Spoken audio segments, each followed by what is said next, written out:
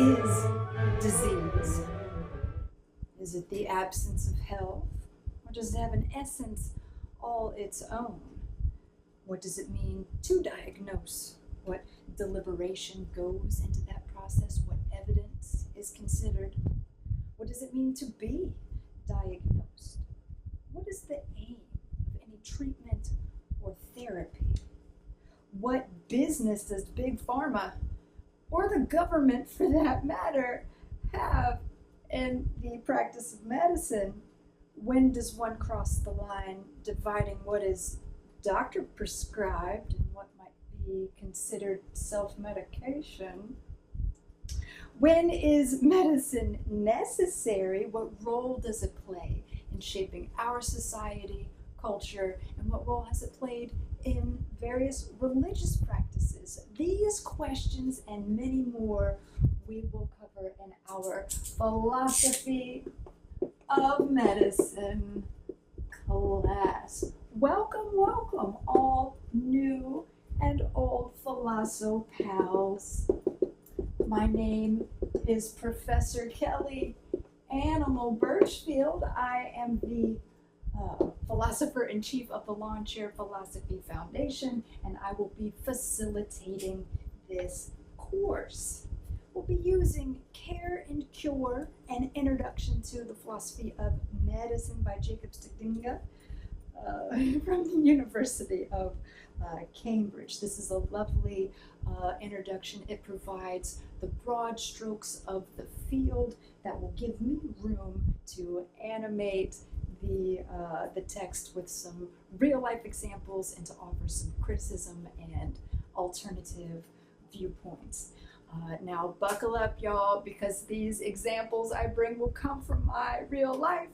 I'm very well suited to teach this class given all the medical issues that I have. I also have a father who is a CT tech. I have numerous doctor friends, so I have plenty of real world experience to draw from, and most of it's gross.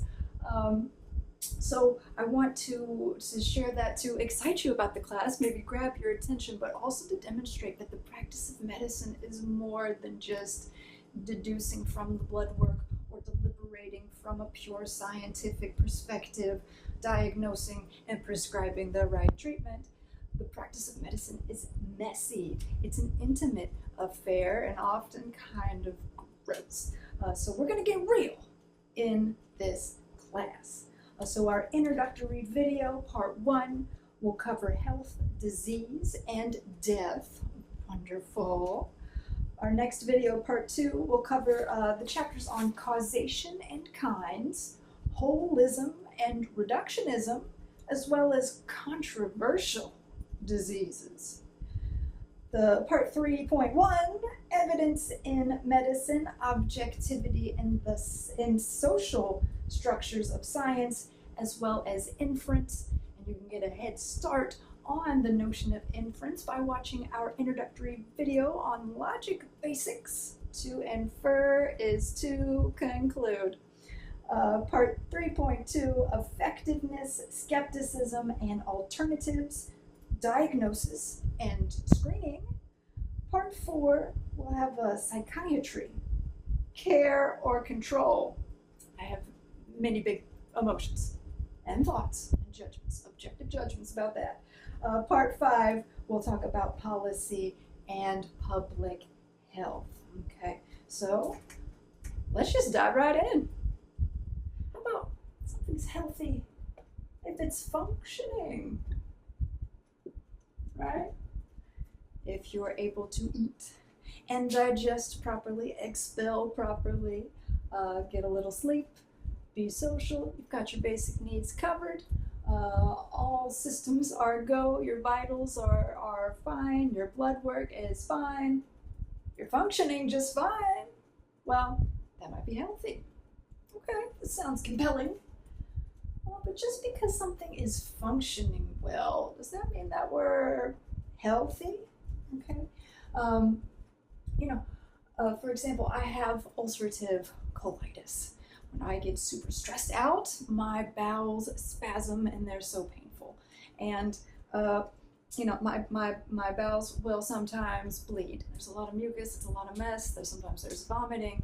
I'll have panic attacks that just exacerbate the issue, which exacerbates the panic attacks. It's a mess.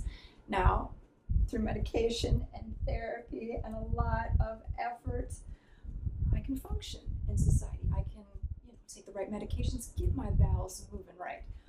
To take the right anxiety pills and the right mood stabilizers to keep myself chill, and so that if a stomach attack happens, childhood trauma and anything else doesn't need to be reactivated along with it. Anyways, am I functioning? Well, I guess that depends on your definition of function. Are we thinking functioning in terms of your body getting you from point A to point B without breaking down? A car could still be functioning, but it's leaking fluids all over the road and the bumper's hanging out and the brake lines are hanging on by a thread. Is that a healthy car? Is this a healthy body? If it's serving a purpose, or if at least the basic functions are, moving as they should, are you still healthy? Many older men will get prostate cancer. But it's not a particularly vicious type of cancer, and many live to a ripe old age and die of other natural causes, the cancer not affecting that outcome. Is that person healthy before they die? Is they're functioning throughout the world, living a good life, while still having that disease? Goodness. So there are many angles we can attack this functioning aspect of health. Just because you're functioning, are all of your parts in order? What do we mean by functioning? That definition will shape how it is we analyze the functioning of a body or a person or a system. And there could be health issues going on while somebody appears to be functioning just fine. This definition, while helpful in giving us an insight into the notion of health, it is not all encompassing. Let's keep going. How about balance? To be healthy is to be able to spell and to have balance. Balance will come from a lack of excess, we might say. Or perhaps there is excess and you have a balance of it. So I have an excess of emotions, but I can balance that out by engaging in healthy coping mechanisms, by playing the drums, getting it all out, going out with my band and, getting it all out. Or if I'm feeling a particularly type of depressed, reading Husserl, Edmund Husserl's philosophy cheers me up, wakes me up, So I can find balance here. Does that mean I'm healthy if I'm having to go through all those steps to find balance? My goodness. And what environment am I trying to find balance in? Finding balance in a situation of poverty, like I'm in, looks a lot different than someone who has all the money in the world, going on all the yoga retreats and taking ayahuasca in the Andes, wherever you do that kind of thing, and you're having that sort of freedom. Balance looks different for that individual. So just because you are balanced, does that mean you're healthy? You can balance out a lot of anger issues by self-medicating, and then now you're even keeled, but are you healthy? You still have those anger issues, and now you might be generating a substance dependency. It happens. So just because something is balanced and whole, there's an equilibrium, a stasis, doesn't mean that we're healthy. So I think this is definitely an aspect of health, but once again, not all encompassing. And I think as you'll see this pattern of once we list these words, none of them will be all encompassing. The essence of health will always elude us, but that will give us a philosophical task to bide our time before we get to our third section for today, which is death. Anyways, how about flourishing? Like the eudaimonia we discussed in our Plato video and Aristotle video. Here, flourishing would deny any sort of excess. We live a life of a mean, a balance, in terms of moderation, not just a balance of scales between different aspects of your life, but your intellectual life domain is fulfilled with just what it needs. Your material body is fulfilled with just what it needs, no excess, and your spiritual life of action and adventure and whatever else is getting just what it needs, all in balance that way. Plato will have the tripartite system of the soul, where each aspect is getting what it needs. Aristotle sees flourishing as folks achieving the human good, which is a happiness, a sort of flourishing based on excellence and virtue. And if we apply that to health, I think we get something like the notion of well-being. So when we take into consideration not just are your vitals fine, your blood works fine, your body is functioning, are you flourishing? Are you living a life of purpose and meaning? Certain circumstances might prevent us from flourishing. Our upbringing, our educational experiences, our situation of being in poverty, of trying to film videos while people in the parking lot are going off.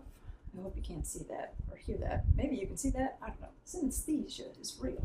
All I'm saying is flourishing, we need a greater context in order to evaluate whether or not someone is flourishing, and because not all people will have the best opportunity to flourish. While I think all people have the opportunity to flourish, some of those opportunities aren't the best and might be an impediment, really, on the face of things. Anyway, so flourishing is not available to everybody.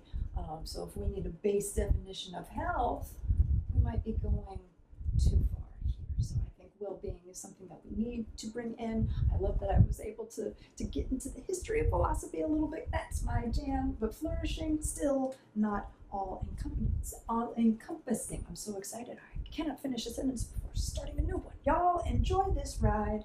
All right. So how about something is good for you? Why do you eat healthy foods? Because you want to be healthy. It's good for you to eat healthy foods. Why do you exercise? Well, it's good for you. In order to be healthy, you must engage in healthy activities. What are healthy activities? That which is good for you. What's bad for you is not healthy. Well, sometimes what's bad for you is healthy. Sometimes you need a hard reset and you need to go out and have a reasonable amount of drinks that might lead to a stomach attack and an anxiety attack. Yes, but you needed the hard reset, okay? So I engaged in unhealthy activity that balanced things out. Ooh. We're in some gray territory here. Additionally, what is good for you could change or might be manipulated by political forces. Think about the food pyramid of the 80s and 90s, all those grains we had at the bottom.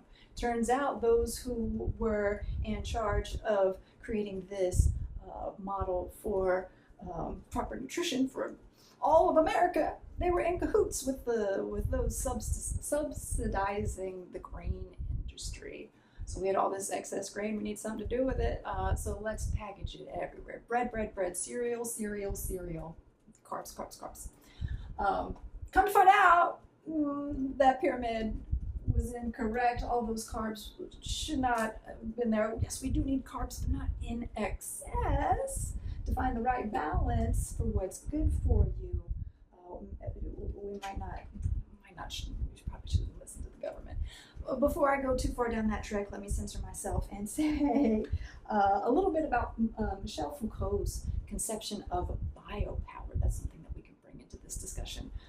He says that biopower is the ability of large disciplinary institutions, like the legislative branch or the executive branch or the police or academia even sometimes. These powers that can influence the movement and direction of massive people, our economic system.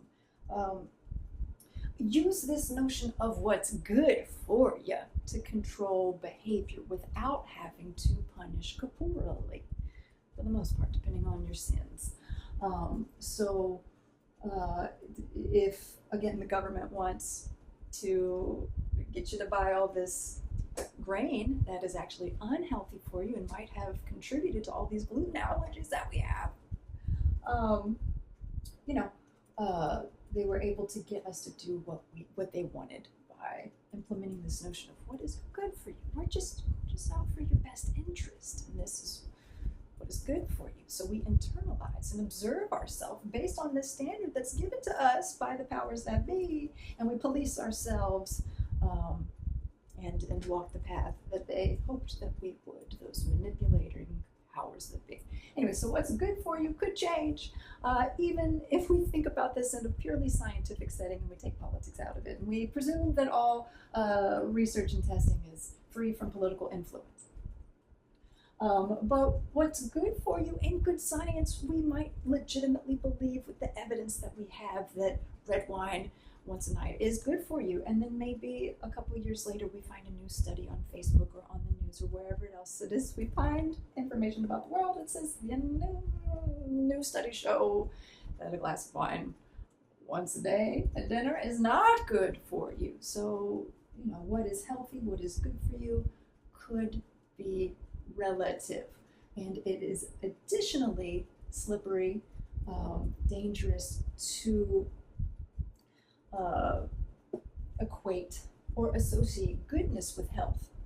I mean, health is good. You want to be healthy. Whenever you see that everyone in your family is healthy, you're healthy, you are blessed. That is good. The Lord is good. However, some people who are still good are unhealthy, and it's not some moral failing on their part that they are unhealthy. I like to think of myself as a good person, as much as any person can be good. I'm out in the society trying to give. I have my moments of selfishness and anger and fear and doubt, but for the most part, I think of myself as upstanding. But I'm riddled with health issues, and sometimes it's healthy for me to eat what is not good for me or considered good for me based on a normal standard. For example, there are certain fibers, certain vegetables that will destroy my bowels, and no one will want to hang out with me if I eat them. Broccoli, corn, oh my goodness. Carrots are fine. I don't know why. That's fine. That's very fibrous, but carrots are fine. So I really have to be careful about recommendations from folks about what is going to work with my system. I've got diverticula. Certain types of rice are fine. White rice is better because we've got the shucks off of there. But little seed things that can get stuck in my diverticula and upset them so that they cause, issues throughout the rest of my bowels. Ooh! Sometimes the best thing for me to do is to eat some boneless buffalo wings. Give me some protein. It might hurt a little bit coming out. Might have to take a few Tums, but that protein would be good, and I don't have too many issues with boneless buffalo chicken. So boneless buffalo chicken is not something we typically think of as good for you, but in my case, it is. So very tricky, this one. Normal. What is normal? To be healthy is to be normal. Now let's take this out of a discussion of identity because that could get very loaded, and I do want to save that for future sections of this course. For normality, your blood work's normal. Your stool sample is normal. All your tests came back normal, but does that mean that nothing's wrong? No, my bowels are still spasming. Sometimes they bleed. Just because the inflammation markers aren't there doesn't mean that 25% of UC cases aren't still UC because, certain markers aren't showing up.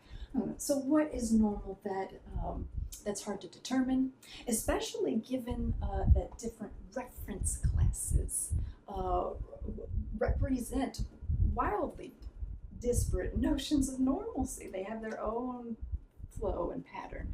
The book gives an example. I don't know how sensitive this example is, but it works. So alcoholics, their liver health will look different than the healthy normal for the general population of folks. The general population of folks' livers have their own standard, and when you look at an alcoholic, you might think, well, this is unhealthy. But if you are a doctor treating an alcoholic and you see that their liver, while not ideal, is more or less functioning fine and, you know, might be responding to certain medications, given their status, might be normal, that might be a good thing because it could be way worse than normal. Okay, so normalcy, hard to pin down. We'll need different reference classes. What motivates us to assign people to reference classes? You know, that's something that we'll have to discuss. This is loaded, but again, also gives us a good insight into how we access this greater notion of health, so that we might implement it properly. Okay, as we justify our conclusions. Anyways, free from illness or disease.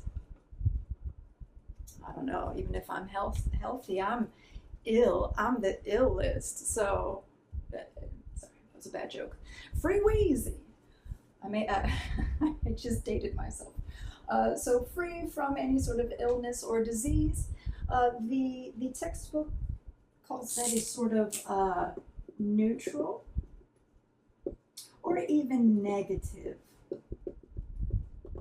evaluation of health. There's no disease or illness, you're just neutral, you're fine, you're healthy. Or there is an absence of disease, something negative, therefore you're healthy. Seems fine. However, this perspective doesn't allow us to analyze in terms of flourishing or well-being, or balance, or even functioning. You know, there might not be an illness or a disease there, but that doesn't mean that your body is functioning as it should. Perhaps there's a hormonal imbalance, perhaps you're eating a bunch of sugar and that's causing spikes in your blood sugar. You might not have diabetes yet, but there's still issues wrong. There's still something unhealthy. And the book goes into this detail about two identical twins. One grew up in a state of luxury and exuberance, and the other in poverty, super poor. We've got a parent trap situation here, potentially. And you know, while their bodies demonstrated identical physiological status, you know, they might be free from illness or disease, but the one is able to pursue her interests, to flourish in the eudaimonia sense, where all your needs are getting met, and able to explore the world and have a good social network, some safety nets, material resources whenever you need them, not having to worry about where your next meal is going to come from, or whether the lights are going to get shut off, or etc. You'll be able to afford your medications. My goodness, this free from illness or disease doesn't lead to too many nuanced conclusions, but we should include it in this list. Okay, so the World Health Organization gives what the author might call a positive notion of health. So I'm going to say balance and flourishing. Looks a lot like what the World Health Organization proposes. Health is a state of complete physical, mental, and social well-being, and not merely the absence of disease or infirmity. So they're taking a strong stance against this notion of health. But we're going to be good philosophers in this class. We are going to analyze these positions from the various theoretical perspectives, and find what is good or helpful, informative about each stance, and what might propose problems, impediments, puzzles for us to unlock, or to be uncomfortable with as they perdure. All right, so let's get into some isms to better evaluate this list. So we will analyze these notions here in terms of some terms and isms from the book, in the hopes that we might apply these to patients as we see them. So yes, health might be functioning. How do we look at a patient and determine whether they're functioning? So the isms and terms we'll cover will be patient-oriented, though we will keep these generalities in mind in determining which ones we'll use to justify our interpretation of what's going on with the patient, or to even motivate our inquiries. We don't need to even use them to justify, but upon what grounds will I investigate this patient so that I might properly care for them? So I want to read from the book, because some of these terms, when applied to other domains of philosophy, mean something completely different. So we need to be careful with these terms. Writes on page 7, another important dimension to the concept of health is the role of the patient in determining whether or not she is healthy. Some people hold that it is only objective facts about a person that determine whether or not that person is healthy. Others hold that the way a person feels about her state, regardless of objective facts about that state, determines whether or not that person is healthy. The former view is sometimes called objectivism, because whether or not a person has a disease is supposed to be an objective fact about nature. The latter view, in contrast, can be called subjectivism, because it is the subject's, that is the patient's, assessment of her state that matters. And we see both play roles in diagnoses. It's not as if these two are mutually exclusive during an act of diagnosis or of treatment. And when we get to the phenomenological aspect of this, we'll have a better understanding of what I mean. Well, let's check this out. So we have objectivism versus subjectivism. Love our isms, especially in analytic philosophy. So already in this notion of objectivism, we have this notion of nature, naturalism tied to it. What is an objective fact? We can have facts about abstract notions such as logic, and we use logic to make inferences and diagnosis and to set up plans of treatment. Yeah, that's not the type of objectivity we mean here, and I wish it was the type of objectivity that we mean here. It will be the type of objectivity we mean in phenomenology. Again, I will get to that. My building, rising ire that might be perceptible now, the cause of it will come to light soon. Anyway, so objectivism in this very narrow field of philosophy of medicine, as understood in the analytic philosophy tradition, ties objectivism with natural facts. And we have a sort of naturalism at play, where the biology, the physiology of the patient is the only determining factor in your analysis of their health and determining what type of care you ought to provide. So are your vitals fine? Is your blood work fine? How's your height? How's your weight? What are your eating habits? This naturalism is at play. However, the practice of objectivism within this natural space is tricky. Think about the history of medical care for women. Now, the term hysteria has its root in the Greek word for uterus. So often in the history of medicine, women are diagnosed as being hysterical, who might need some relief in that area, or who just need to just give birth to a child and then their problems will go away. So the facts of the time led to improper diagnoses and treatments and the institutionalization of women who could have contributed much to our society, but they were silenced, probably because they had a very legitimate rational argument against some man, but some man was irrationally upset at being bested by a woman and then just called her hysterical and sent her to an institution. I'm not triggered right now, not at all.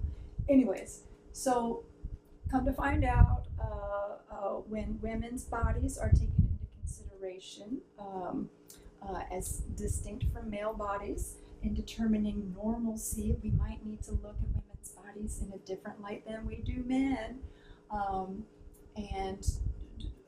Once we have this push and this movement calling for better care for women, especially women of color, we overcome this practice of naturalism to get back to what we should be examining in the objectivist framework, which is the facts at hand. But here's the thing. Facts at hand are always interpreted. They're interpreted as facts to begin with. There must be certain conditions for us to establish something as a fact. There must be evidence. There must be disinterested evaluation. We might need Bunsen burners and rulers and telescopes, who knows, in order to determine something as a fact. However, these facts of matters are always interpreted within a cultural landscape, within a landscape of institutionalization. Religious beliefs play a role in how it is we perceive the world and motivates our judgments, which are never truly pure. So objectivism, I think it's nice as a standard to work for, especially in overcoming situations like with women's health, where we're not taken seriously, where very serious medical issues are undiagnosed, and folks suffer and are unable to flourish and live a good, healthy life. All that's overlooked. So objectivism can act as a call to do better. However, objectivism is slippery. What counts as a fact in this? Something that's tied to nature. How do we understand nature? Do we understand it in terms of purpose? So if a woman is having sex not for the purpose of procreation, are they healthy? We're not serving a function. Must we think of nature in terms of function? So that's a deep question that could get us into some trouble. Again, how are we determining facts that are not natural, but play a role in our analysis of natural facts? So certain beliefs, propositions, how it is we're using logic, deducing, or using induction. It's hard to determine where our standards of measure will rest ultimately with objectivism.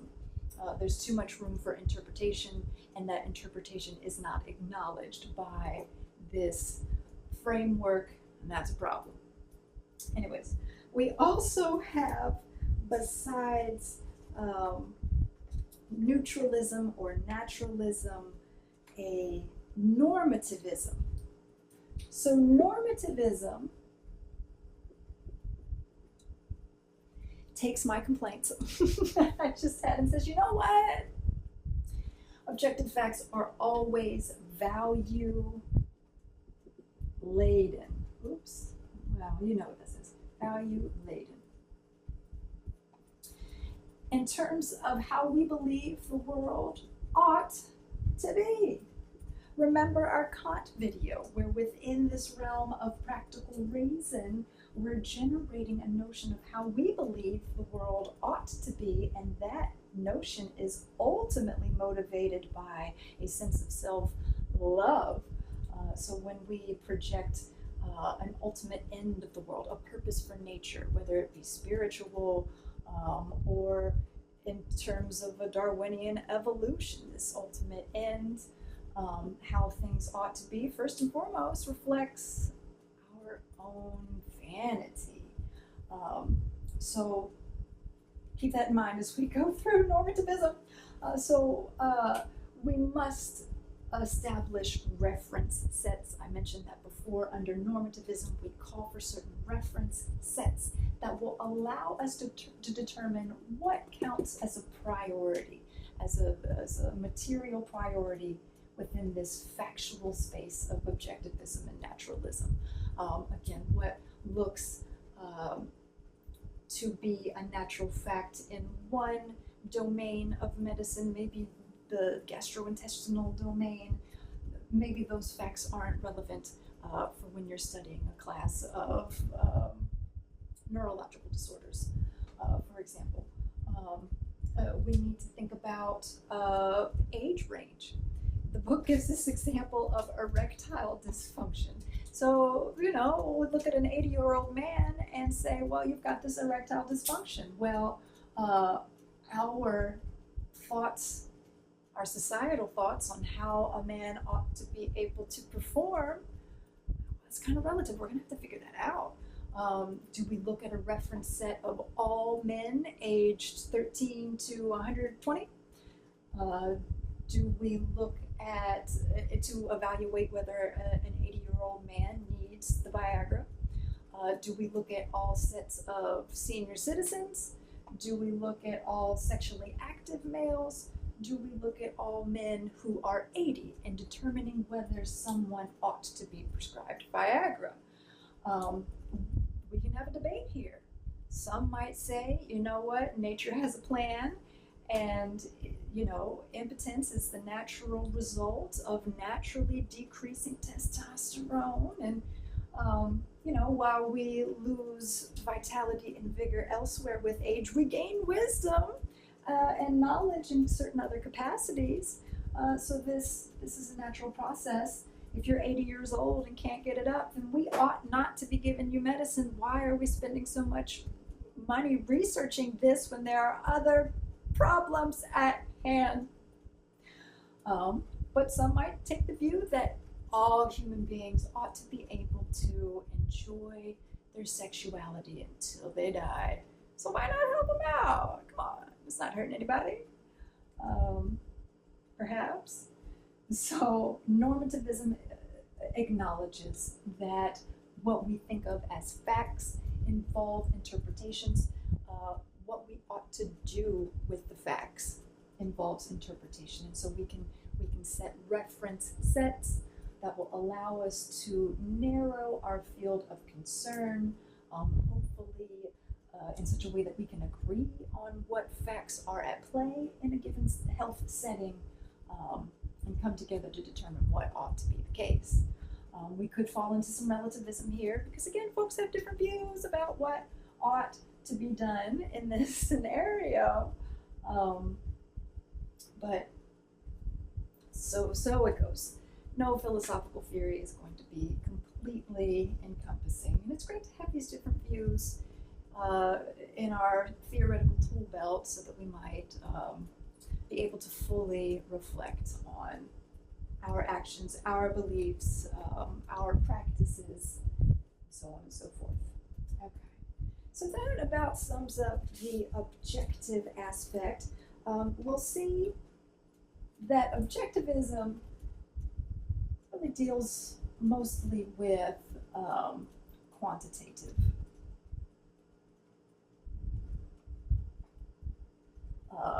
evidence. Again, what's the blood work? What's the health history? What's the medication history? All these facts that we can gather and analyzed statistically. Now, of course, we do have qualitative anecdotal evidence under objectivism, but it does not play so much of a role. We get our qualitative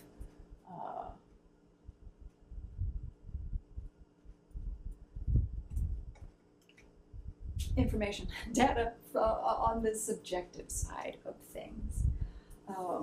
So we need to explore our patient's failings in order to determine the right course of action.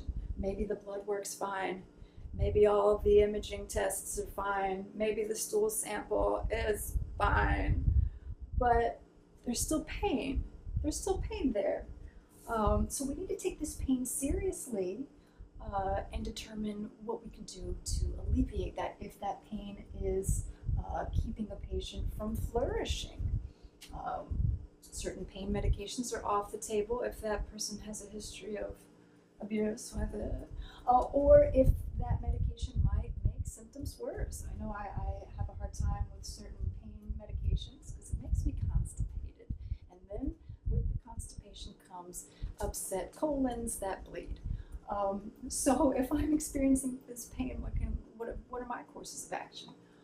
Let's evaluate how bad that pain is, and since we can't get inside someone else's psyche and perceive their body as they do, and know from their first person perspective their history and their experiences in being a patient, we just have to take them at their word.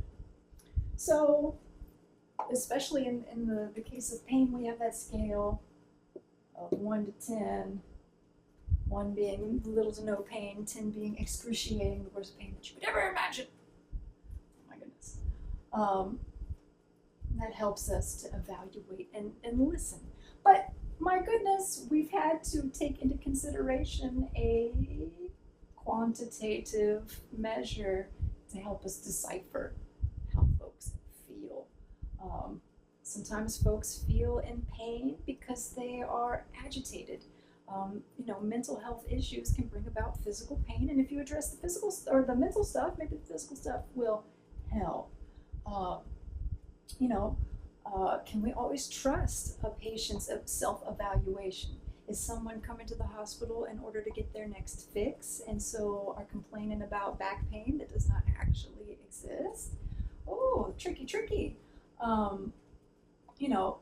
We fall into the same sort of interpretive problems with subjectivism that we do with objectivism. And I think the strict delineation between the two makes it harder to grapple with the relationship between the two, because again, we're having to bring a mathematical measure here to interpret qualitative data. And in real play, in real time, in real judgments, it's not as if a doctor is going through their theoretical checkbook and saying, I'll evaluate from this perspective, I'll evaluate from this perspective, now let me bring in subjectivism. All of these elements of evaluation are motivating our interpretation and our evaluations from behind the scenes. Phenomenology will give us the best perspective to examine this relationship between the two. However, I would like to caution that the presentation of phenomenology within this book is just plain wrong. Again, this is a wonderful book, very well organized. However, the author is an analytic philosopher, and the practice, the spirit, the science of phenomenology belongs to continental philosophy. There's this divide, it's silly. Analytic philosophers tend towards logical analysis of arguments that are isolated and abstracted and understood in their own right. Continental philosophers tend to engage more with the history of philosophy. They're more literary in their interpretive approaches as well as their writing styles. And there's tension between those fields. Now, I like both. I think there's merits to both, and many people agree with me. However, the divide is still alive and well. There is this movement within the philosophy of mind and the analytic tradition, in conjunction with the practice of psychology, that have misappropriated phenomenology, and they just have gotten it wrong. It's not that they are not smart people, very smart people writing wonderful books, but there are communication barriers between these two fields. So what is presented as phenomenology in this book is just plain wrong. If you're not referencing the continental tradition, Husserl or Heidegger or Merleau-Ponty or Sartre or all these other figures, as a psychologist, and you're just borrowing the analytic definition, you're not referencing phenomenology. I'm very passionate about this. I hope that love is coming from me right now, and not anger. Okay, so what does he write? Where are we? Yes, he writes on page 19. Phenomenology is a different approach to the philosophical study of health and disease, which holds that we should consider the first-person lived experience of health and disease. Yes, yes. However, medical theory and practice stress the third-person perspective, and so, claims phenomenology, the first-person perspective should be re-emphasized. Phenomenology is then a version of subjectivism about health and disease. No. Phenomenology is not subjectivism. It engages with the third-person perspective.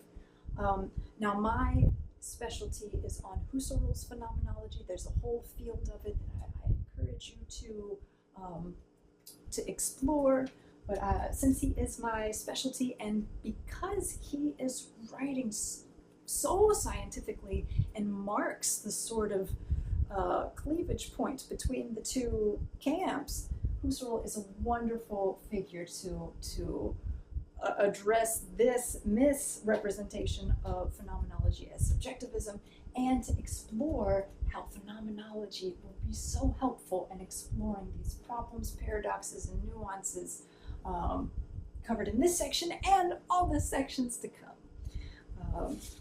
Okay, so Husserl's phenomenology, yes, engages with the first-person perspective, precisely because all science is done through the perception of evidence, or at least the experience of evidence, because we can have experiences of abstract entities that we're not directly perceiving.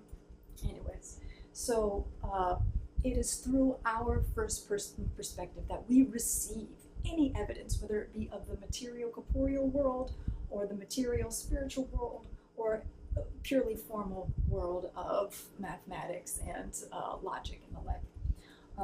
So even if you're doing the hard sciences of physics, theoretical physics, where you don't even need to look outside or through a telescope, what have you, you're just working with the numbers. You have to see those numbers on the board. You have to comprehend those numbers as numbers, know what they mean within the setting of theoretical physics, and without the first-person perspective, there would be no reception of evidence, and there would be no judgment over that evidence in the first place. So, first-person perspective, yes, we must emphasize that, but not in a way that sacrifices the third-person perspective. Husserl calls us to examine the third-person perspective out within our first-person perspective. So there is a combination of objectivism and subjectivism in phenomenology. There we go. Phenomenology. So for Husserl, evidence begins with conscious awareness. We can't observe anything without being aware of it. We might perceive through subconscious certain objects within our surroundings, but for something to count as evidence, we must be aware of it. and we must present an object in an elevated way, a scientific way. We must frame it in a certain light. So anyways, consciousness begins, or the original pattern, I should say, of consciousness is an intentional relationship between subject and object. So the foundation for all meaning, for all value, including scientific value, whether quantitative or qualitative, begins with this pattern of the emergence of objectivity itself and its relationship to the subject. So the two go hand in hand. So for Husserl, we have an ego, an experiencing ego, an ego that can reflect, and through acts of consciousness, apprehend a meaning which is grasped through experiences of objective reality. So we're grasping, when I see this pen before me, I'm not just seeing the pen. I am holding it, I feel it, I can smell it. The meaning for it in this moment is that I can write. Not just write anything, but I can communicate essential truths about philosophy of medicine to you. So the meaning of this pen as it writes on the board is more than just scribbling ink on a whiteboard that could be erased. I'm conveying stuff with it. So I grasp a transcendental, or a transcendent, I should say, this is why I write in all caps, a transcendent object, and the transcendental meaning beneath it is also captured, apprehended. And that meaning reflects a process of self-reflection that's happening in the background of what's called perception, so that we build a sense of self as we engage in a reciprocal relationship with this world around us. We're not merely projecting reality on the world around us. The physical world around us self-poses. There's room for realism and Husserl's thing in spades. And this world of objective experience is animated by more than just measuring the vitals and looking at the physical aspects of our body. Am I animated? Am I alive? My psychiatrist can tell when things are going okay because I'm coming in there like this. How you doing? Good to see you. Yeah. Or that might actually be a mask for some mania. But for the most part, if I'm happy and I'm talking and I'm excited, when I get quiet, that's when she knows that something is a little bit wrong. So how am I animated? Phenomenology will look into that animation and see a history, a personality, my past traumas perhaps, my good times, my bad times, my rearing, my cultural influences, that I'm an American, that I'm from the region of America that I'm from. So what motivates the judgments that we make, what motivates the meaning that we glean from our experiences within the subjective reality? Well, the other plays such a huge role in this. So not only am I reflecting on myself and reactivating all of my past experiences that are imbuing a rich world of meaning in any act of perception, I am an ego, a monad, he might say, among others. Meaning is not just constituted by an individual subject. Meaning is intersubjectively constituted.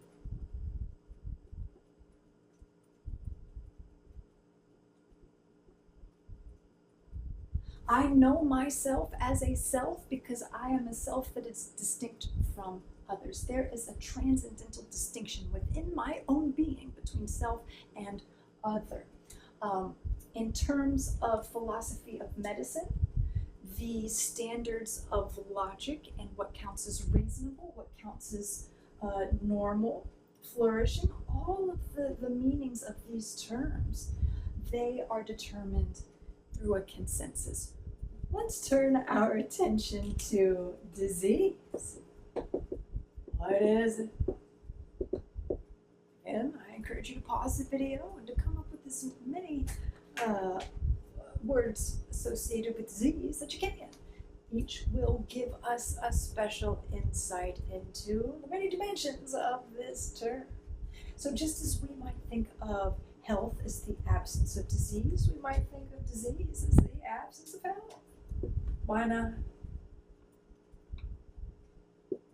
Yep. Think about it. You could have a cold, doesn't mean you're diseased. You could have a lot of diarrhea, but it doesn't mean that you have ulcerative colitis. Other elements need to be in place to constitute a disease. So just because there isn't an absence of health doesn't mean there is an absence, doesn't mean that there is disease there. Okay. Now I'm going to take a pause and go on an aside, a little side quest, but I assure you this side quest will reveal something special about the relationship between health and disease that this analytic tradition might not expose us to. I'm going to go down the path of aesthetics. An aesthetic approach. Now, yes, aesthetics has to do with beauty, but here in philosophy, aesthetics is a special science. It originated in the 1700s, 1800s. It's typically called a German science because the Germans did such a good job at developing it. The Romantic period, the Enlightenment before it, and the idealists all contributing to aesthetics. So we're concerned with the notion of beauty, but also the organic unity between sensation, potentially intuition, and abstract ideas, or any sort of formal rationality. It's the proto-phenomenology of Husserl and those to come afterwards. In fact, I think phenomenology is a type of aesthetics, but that's an aside. I want to draw our attention to a particular thinker in aesthetics, Rosenkranz.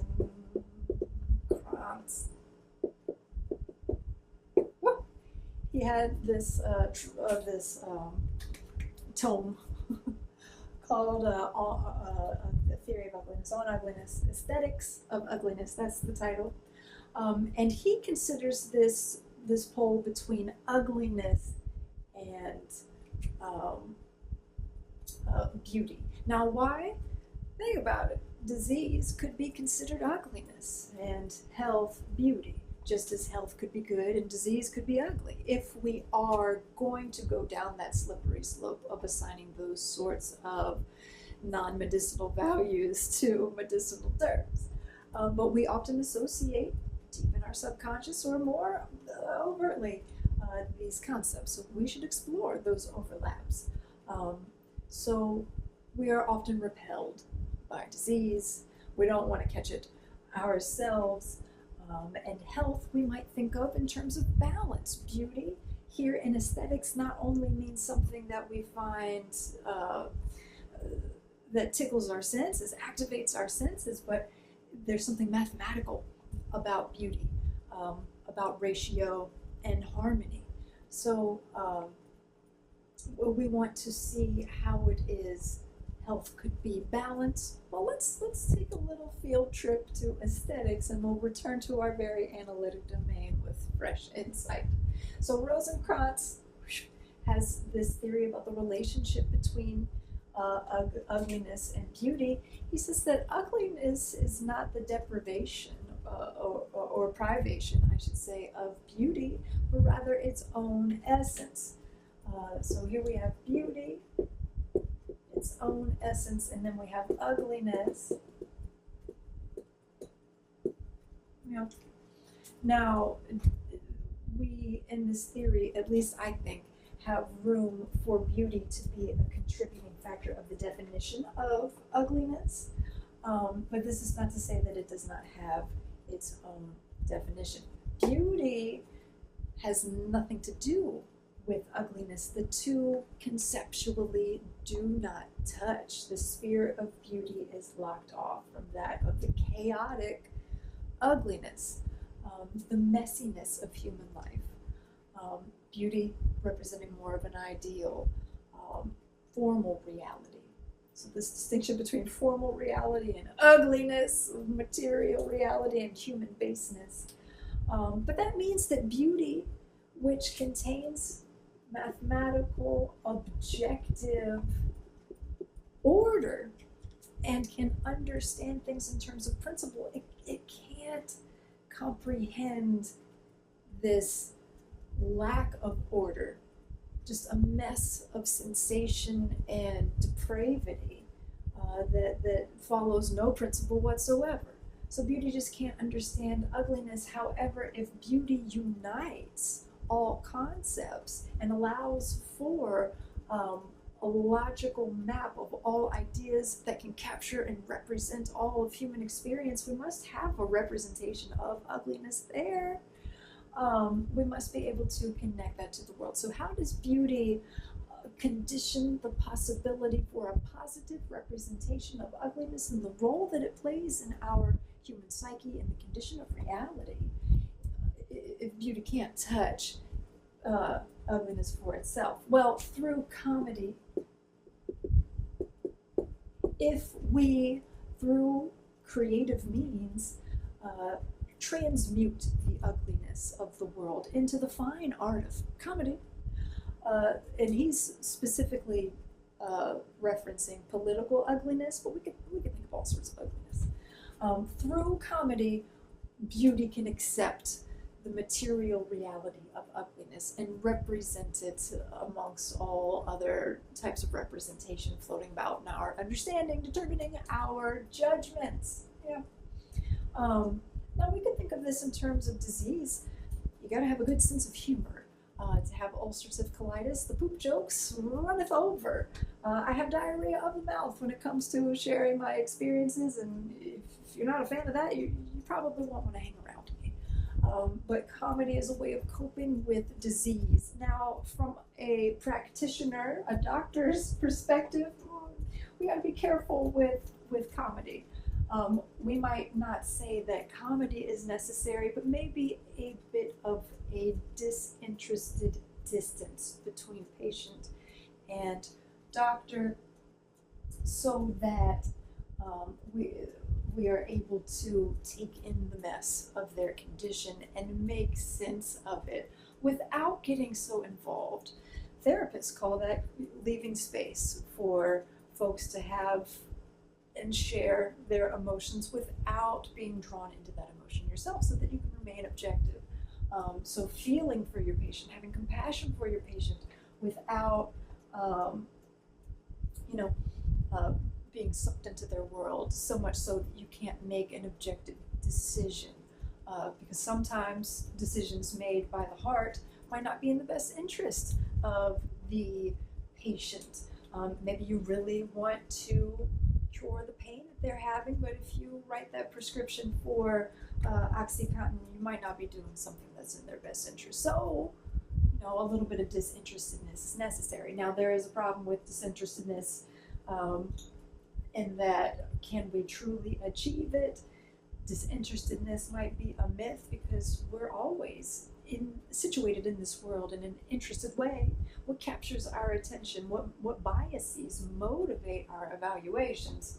Anyways, but I think that this aesthetic model might be helpful in understanding this relationship between health and disease. I think that both have their own essences here.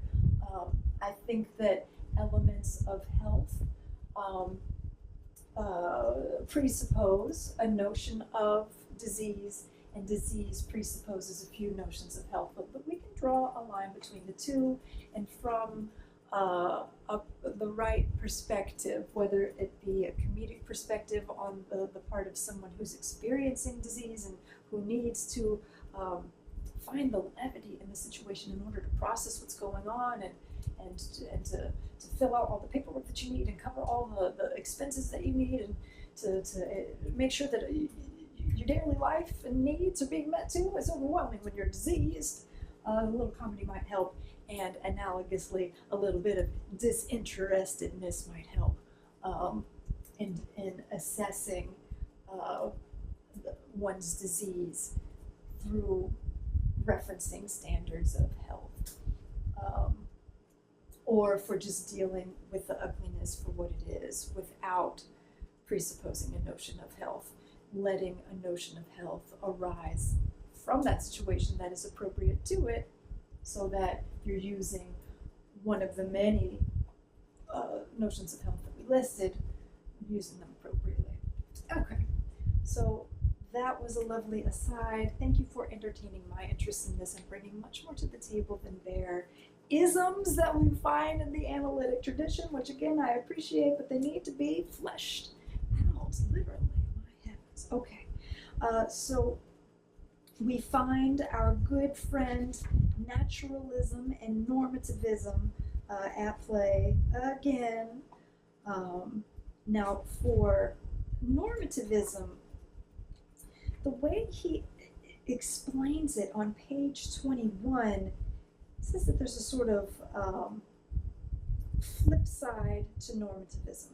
And in fact, there's a flip side to naturalism here. So both are flipped under his presentation of it. I'm a little skeptical about that flipping, but let's follow him and see what he means here. We'll erase aesthetics and return to explication and logical analysis. Okay, no, it's fine. We're having a good time. Okay, so here, naturalism holds that diseases are simply dysfunctioning physiological systems. So we have naturalism as dysfunction with disease, whereas in health we had good functioning physiological systems. Again, systems that we understand as functioning based on certain facts and statistics and sets of reference classes. Okay, so naturalism is dysfunction under disease, and our normativism, which deals with things in terms of oughts, not necessarily what is normal, although the two are so closely aligned. You know, we often conflate the two. And it wouldn't be unreasonable to do so, but it would be a mistake. Normativism here, he calls a value-less situation. Let me find the precise word here. Or disvalued. Disvalued. So not value-less. Disvalued implies that there is still a value, but I still am not on board with this term, because we're still operating in light of values of how we think things ought to be. Disvalue might just be how things ought not to be, but how things ought not to be is still a positive value. So I just don't, we are assuming with disvalued that disease is a privation of health or some sort of less than. I think we can have a normativism where we're not restricted to this absence of health construction. Normativism here could be just a positive value of how things ought not to be, which implies how things ought to be. So in that vein, I understand this term disvalued. However, I think that we can separate those domains. That's just me being nitpicky. What you need to know is that the author claims naturalism under disease is a dysfunctioning physiological system, and normativism in disease is representative of how things ought not to be. Of course, both slippery here. What is naturalism? We fall into explanations of either what is normal or we're beholden to statistics here. I should say, just because there is something anomalous about one's physiological makeup does not mean that there is a dysfunction. And just because there is a dysfunction does not necessarily mean there's a disease happening. Perhaps I broke my leg as a child and I'm a little bit imbalanced, just a little bit, can barely perceive my limp, but because there is a dysfunction there, I'm not functioning as I should.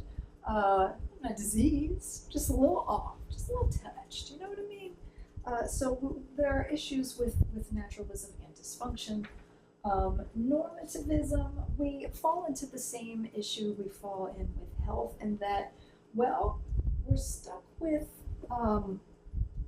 creating relational sets.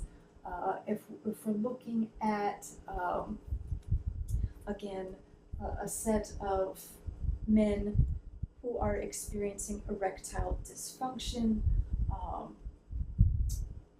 is that a disease if you are 80 years old?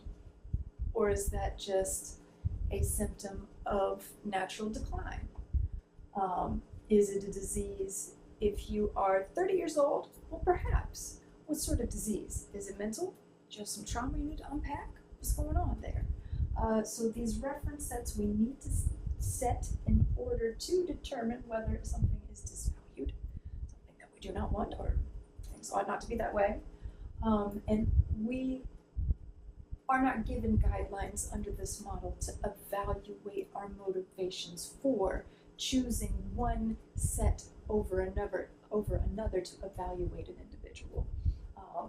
And this model does not give us room to reflect on why we are creating the specific models that we are. Of course, we can trace back our reasoning to the questions that we're asking, the outcomes we wish to measure, and all of that. But pragmatism breaks down because who watches the watchman?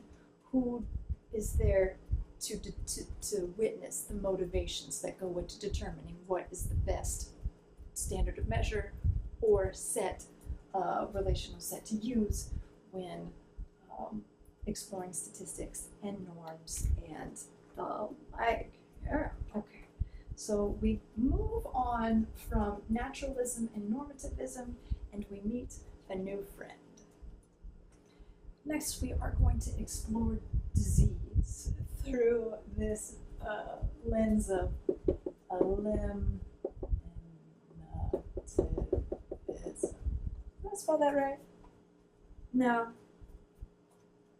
Eliminativism. No, I did.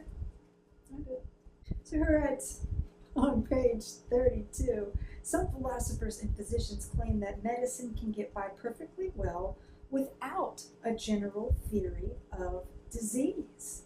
And then on page 33, he writes, one could agree with the eliminativist's view that there is no natural division of biological conditions into diseases and non-diseases, but nevertheless maintain the general view that concepts, including a disease concept, can be important tools. So again, our little foray into aesthetics might help, because we can have concepts of health that incorporate notions of disease without having to have an essence of disease, a definition that is distinct from health itself. And think about it. If we eliminate this notion of disease from our theoretical tool belt, and when we're diagnosing a patient, we're not looking for a problem per se. We're looking at a phenomenon. Think about it.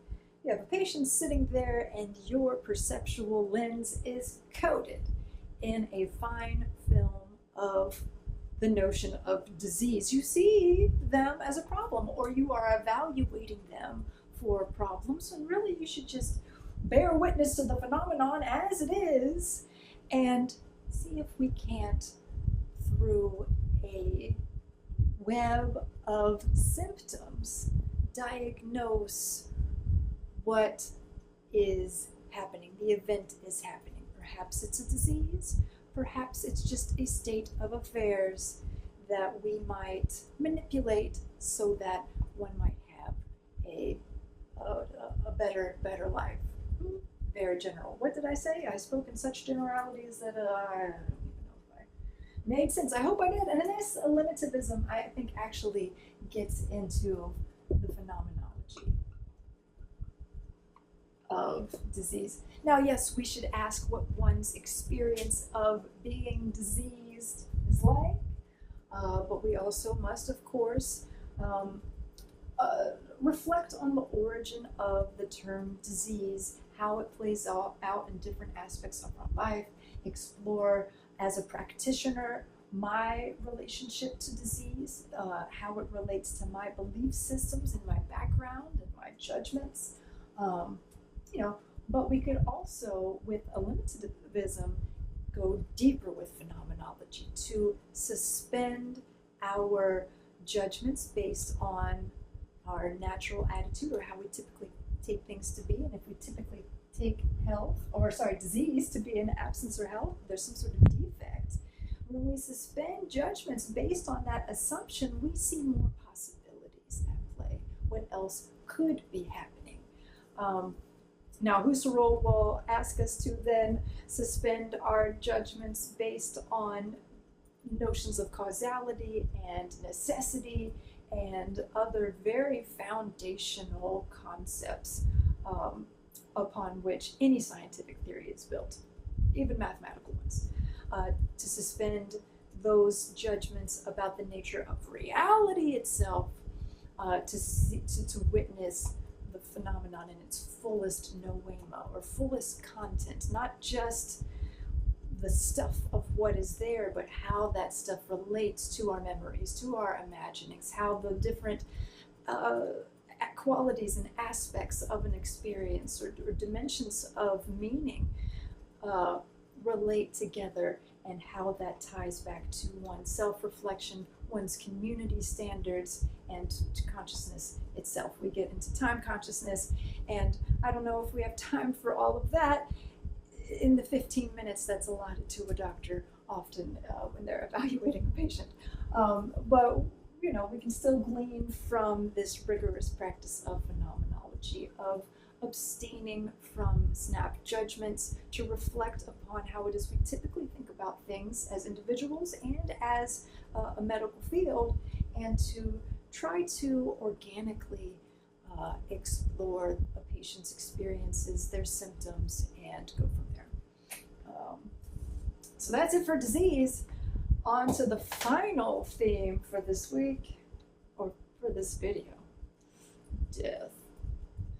One note before we move on to death is that we cannot conflate eliminativism and phenomenology, whereas eliminativism would rather us just rid ourselves of the notion of disease. Phenomenology will have us suspend judgments based on that, so that we can witness the relationship between our judgments and our making sense of the world in relation to that possible judgment that we could make. To examine our motivations for taking it. We don't eliminate that notion of disease, however, we could, in phenomenology, suspend judgments based on our natural attitude and our natural naive practices involving that term that we take for granted. Okay, now on to death. Death, what is it? Oh, Lord. Some sort of ending, perhaps it's a beginning, perhaps it's something bad, perhaps it's something healthy. Certainly might be ugly, might be anxiety inducing.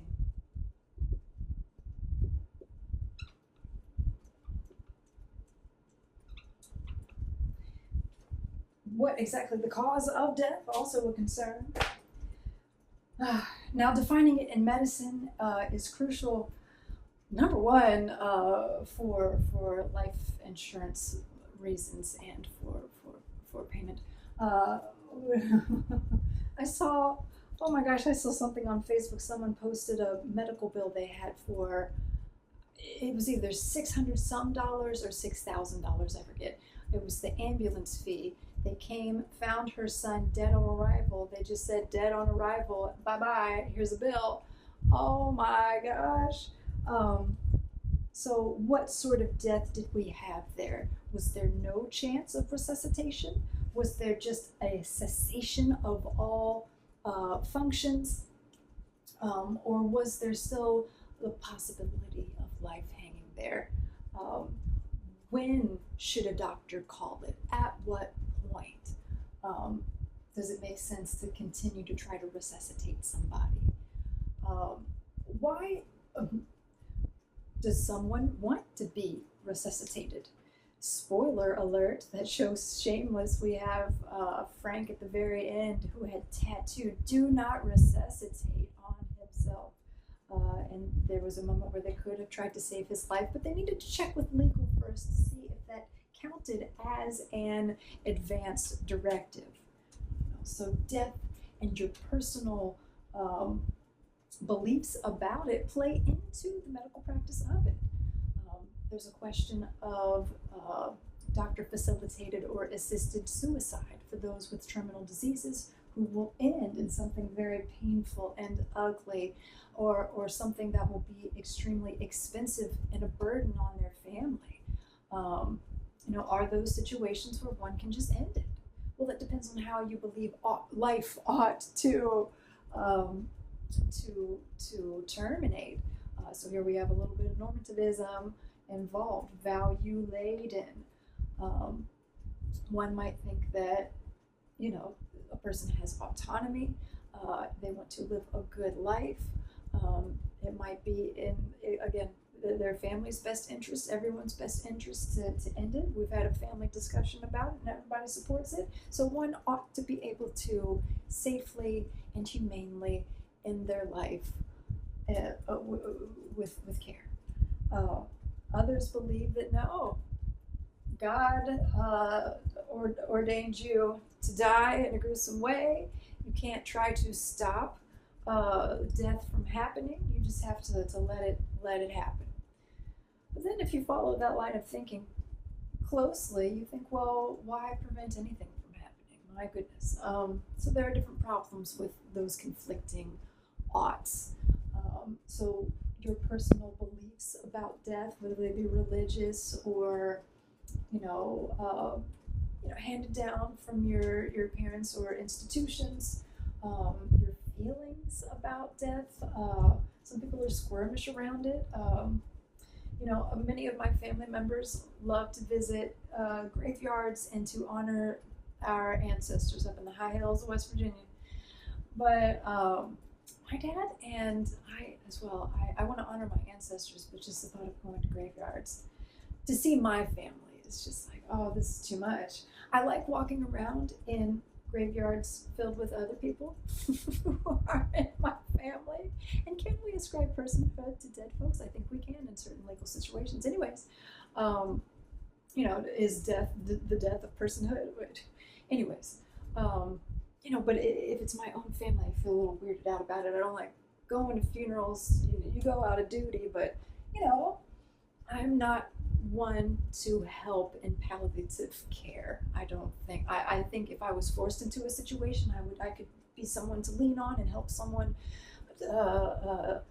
transition into the next life or into the next state. Is death a biological state? There's decomposition, there's activity happening there. It's not just you're now an inanimate object. Your body is still potentially healthily relating to the environment in that way. But I could never be a dark doula. I've got a friend who, instead of being a midwife for newborns, helps folks ease into no longer being alive. Hopefully YouTube does not flag this video for all these words, all these triggering words, but we'll see how long this video lasts.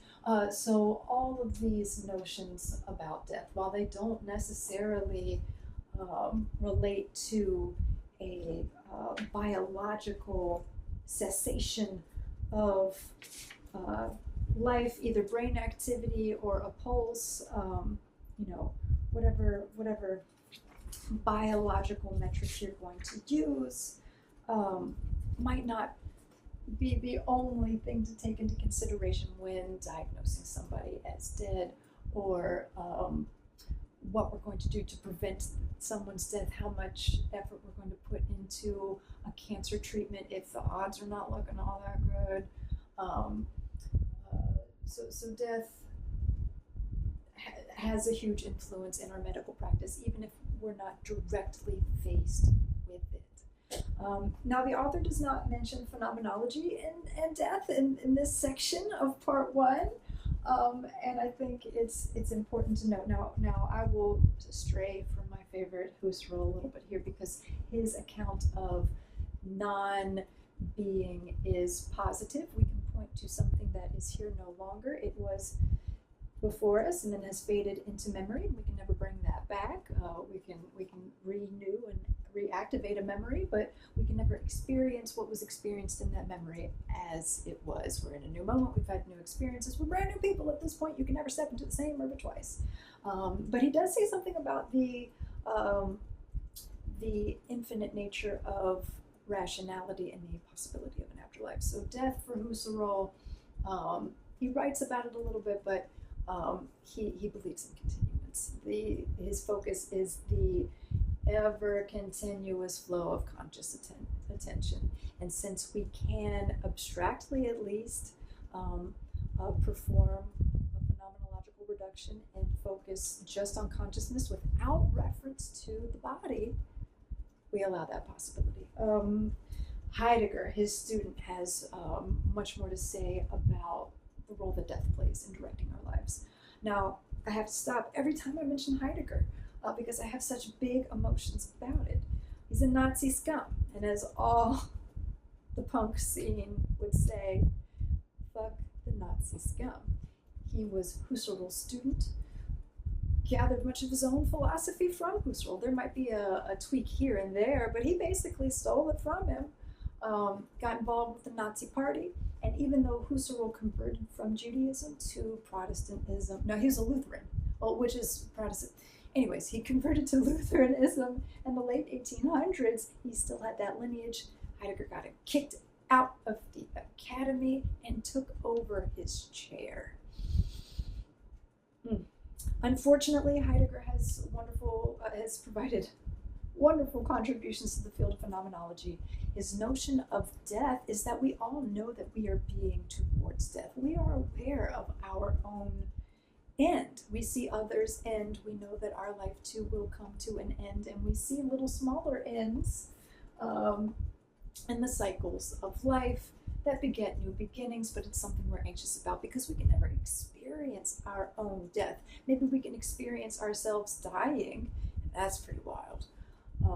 But, when you're dead, you're dead. Perhaps there's a spiritual afterlife, but right here, right now, we just can't know it. The anticipation and the not knowing generates anxiety and really propels us into projects in our everyday life. We kind of have to busy ourselves and distract ourselves through building a society that kind of just ignores death, pushes it to the side even. We'll leave it for the cemeteries. It's got the hospital. Maybe the church deals with it in its rituals, death cult, if you will. And but we're going to build a society on productivity and focus on progress, human liberation, and the like. But we fall into idle chit chat of everydayness, forgetting why we're sort of pushed into the world as we are, to make ourselves comfortable, to make a home for ourselves in this world, to clear a space for us to live meaningful lives, though death is ever present in the background. so we can lose touch with our groundings, and just get caught up in quibbles and things we shouldn't really be upset about, and get swept away with tides and social media and trends, forgetting our reality. And so encounters with death can kind of bring us back, cause us to reflect on our priorities, what it is we're doing with our lives, our purpose, our community, how we're engaged with it. We want to be authentic. So I think that this is an important insight to bring into our discussion of philosophy of medicine, depending on your cultural beliefs around death, what should be done with the body. Should we force folks to donate their bodies to science, or is there something sacred about that death that we want to maintain the rituals around it that allow us to commune with our groundings as human beings, as thrown into this world with little direction and a context over which we have no control, and a death that we just cannot know, and all this anxiety. We need these rituals. Think about the pandemic, how folks were not able to mourn as they should mourn. Not only could they not be by their loved one's bedside as they lay dying, suffocating, with the trachs in, we can't have a proper funeral. What happens to the body? Is it just cremated, just left on in mobile morgues on the side of the road? How are people grieving with that? How does the medical community reconcile with the damages done there? Is death healthy? I mean, death brings healthy cycles of life. It is a part of life. Heidegger wants us to recognize that as well. And so we might think of death as something to embrace. Maybe we don't engage in risky activities, begging death on, challenging it to come and get us. We want to respect our bodies and to live healthily. But part of a healthy life might be accepting death, whether it be our own or to have a proper approach to someone else's death, to be able to respect advanced directives, even if it would really hurt our feelings to pull the plug on grandma or whomever. Who should substitute decisions to be a surrogate decision maker in the case that someone is under or in a coma, and we need a decision about what to do. And someone's incapacitated. Do we want to avoid death, or do we want to let it happen? It's a huge decision to make. And again,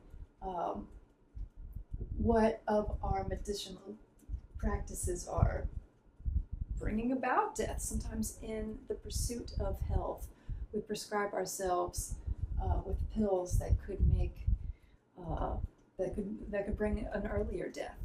Some of these mental health medications that I'm on can affect health so severely, and I have to be very careful, check my vitals a lot, and be checking in with my body to make sure everything's okay. Because even though to lead a healthy life, I need to be on these pills, at least for right now, in this context. In the name of health, I could be bringing about other problems and maybe bringing about a swifter death. Heavy topic there to end on. Reach out to me if you have any questions. My email is animal@lcpfoundation.org. Let me write that down.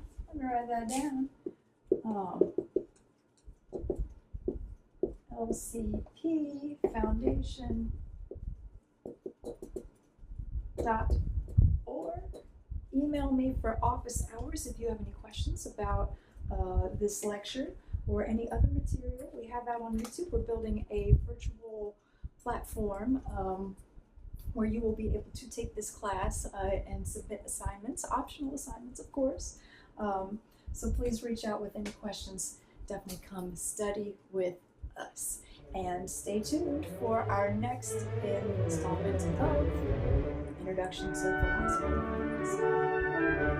Philosophy.